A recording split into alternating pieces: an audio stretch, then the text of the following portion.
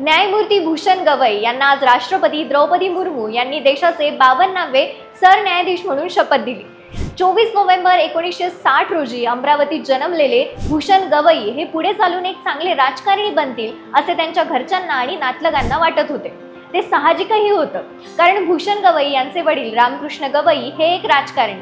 ते Republican party of India या पक्षाच्या गवई या गटाचे नेते होते। त्यांनी खासदार आणि केरळचे राज्यपाल म्हणून कारभार सांभाळलाय। त्यांच्याबरोबर त्यांचे भाऊ राजेंद्र गवई सुद्धा याच पक्षाचे नेतृत्व करतात। भूषण गवई हे सुद्धा काही काळ अप्रत्यक्ष राजकारणात होते। त्यांनी अनेक आंदोलने केलीत, मोर्चे काढलेत। सामान्यांच्या प्रश्नांवर बोलण्याचे त्यांचे कौशल्य पाहून ते नक्कीच एक धडाडीचे पुढारी होतील, वडिलांचा वारसा सांभाळतील असे त्यांची आई कमलाताई यांना वाटत होते।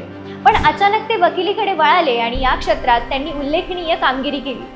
तिच्या जोरावर आज ते देशातील पहिले बौद्ध समाजातून सरन्यायाधीश पदावर जाणारे व्यक्ती ठरले।